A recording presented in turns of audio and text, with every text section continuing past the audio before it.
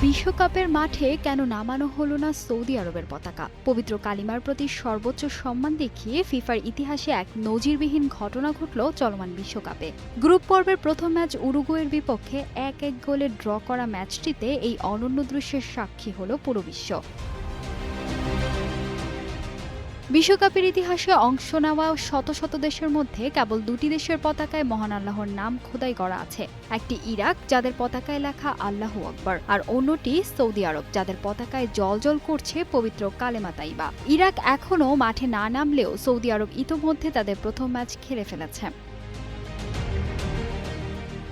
ফিফার নিয়ম অনুযায়ী ম্যাচ শুরুর আগে জাতীয় সঙ্গীত গাওয়ার সময় দুই দেশের পতাকাই মাঠে অনুভূমিকভাবে বা মাটির সমান্তরালে প্রদর্শন করা হয়। কিন্তু সৌদির ম্যাচে দেখা গেল এক অবিশ্বাস্য ব্যতিক্রম। নিয়মের তোয়াক্কা না করে সৌদি আরবের পতাকা মাটিতে নামাতেই দেওয়া হয়নি, আর এক দেশের পতাকা নিচে নামিয়ে অন্য দেশেরটা ওপরে রাখা হলে যেন বিতর্ক না হয় সেই কারণে প্রতিপক্ষ উরুগুয়ের পতাকাও ওপরেই তুলে রাখা হয়েছিল।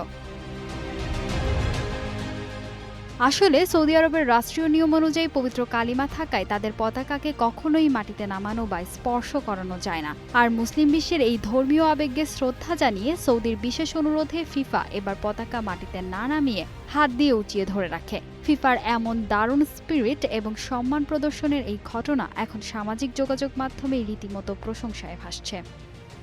ফাহিমা সুরভি, নিউজ ডেস্ক, গ্লোবাল টেলিভিশন।